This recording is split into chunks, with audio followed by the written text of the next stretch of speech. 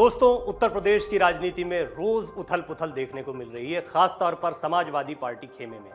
समाजवादी में जहां एक तरफ चाचा शिवपाल यादव नाराज है, वहीं दूसरे चाचा आजम खान भी नाराज हो गए हैं। इन सब से पहले नाराज हुई थी अपर्णा यादव, जो कि मुलायम सिंह यादव की छोटी बहू हैं।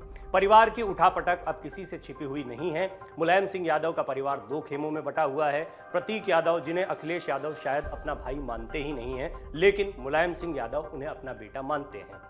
ऐसे में छोटी बहू ने जब बीजेपी का दामन पकड़ा, उसके बाद से ही ये चर्चा तेज हो गई थी कि मुलायम सिंह परिवार से इतने महत्वपूर्ण सदस्य का टूट कर जाना इस परिवार पर भारी पड़ सकता है। चुनाव में ऐसा हुआ भी, क्योंकि समाजवादी पार्टी एक तरफ जीतती हुई दिखाई दे रही थी, अखिलेश यादव को जबरदस्त रिस्पांस मिल रहा था। इसके बावजूद अखिलेश यादव चुनाव जीत नहीं पाए।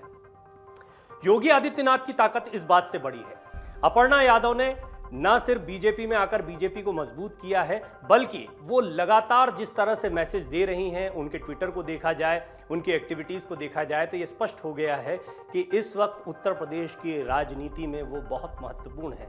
जो सबसे बड़ा मुद्दा इस वक्त बीजेपी के पास में है, वो है राम मंदिर का मुद्दा, गौ माता का मुद्दा। इन दोनों मुद्दों को लगातार उठा रही हैं अपर्णा यादव। खुद एक गौ सेवक हैं और अपर्णा यादव ने हाल ही में गौ माता की पूजा करते हुए अपना वीडियो ट्विटर पर पोस्ट किया। इसके साथ ही वो जय श्री राम के नारे और भगवा लहराएगा जैसी बातें भी लगातार लिखती रही हैं।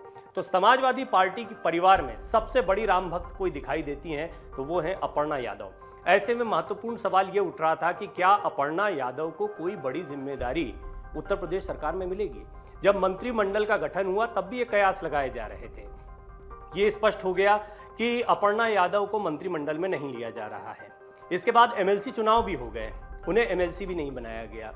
क्या उन्हें राज्यसभा भेजा जाएगा? क्या उन्हें लोकसभा चुनाव लड़ाने की तैयारी चल रही है? जैसी भी कवायदें शुरू हो गई। एक बात तय हो गई, एक बड़ा खुलासा भी समझ लीजिए, एक बड़ी जानकारी भी समझ लीजिए अपर्णा यादव से जुड़ी हुई, जो हम आपको दे रहे हैं, वो ये कि अपर्णा यादव को लेकर योगी आदित्यनाथ का एक बड़ा एक्शन प्लान है। योगी आदित्यनाथ ये जानते हैं कि अपर्णा यादव जिस तरीके से 2022 के विधानसभा चुनाव में बीजेपी के बहुत काम आई हैं, उसी तरह से आने वाले उपचुनाव हों या फिर आने वाला लोकसभा चुनाव, जी हां, 2024 के लोकसभा चुनाव पर प्रधानमंत्री मोदी और योगी दोनों की नज़र है। उत्तर प्रदेश वो जगह है जहां की लोकसभा सीटें किसी को भी केंद्र की सत्ता में भेज सकती हैं।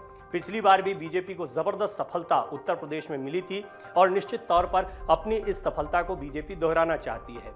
लेकिन जिस तरह विधानसभा में वोट प्रतिशत के लिहाज से समाजवादी पार्टी का मजबूत होना, उसकी सीटों का बढ़ना, ये दिखाता है कि अब वोटर उस तरीके से नहीं सोच रहा है जैसे कि 2017 में सोचा था।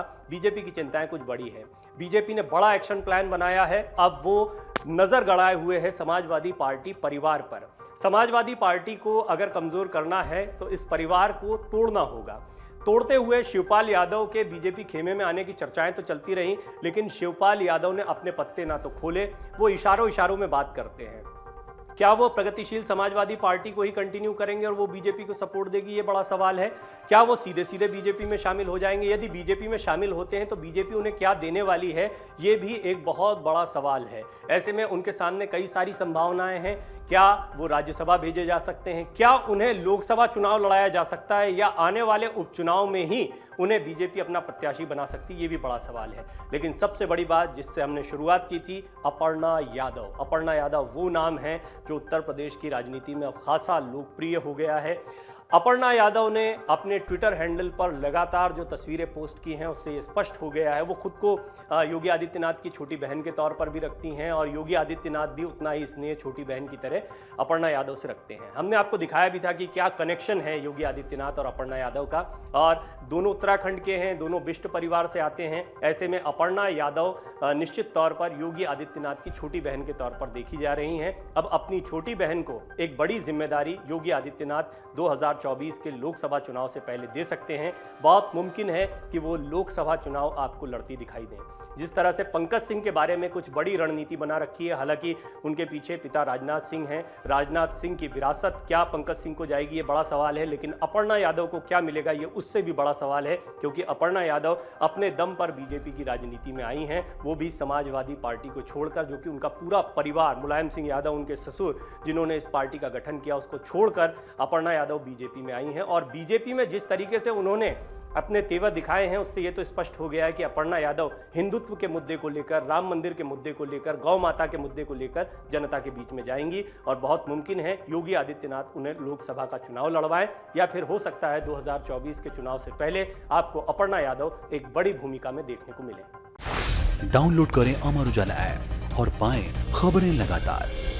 अगर आप ये वीडियो YouTube पर देख रहे हैं तो हमारे चैनल को सब्सक्राइब करें और बेल आइकन को दबाना ना भूलें। अगर आप Facebook पर ये वीडियो देख रहे हैं तो हमारे पेज को लाइक करें।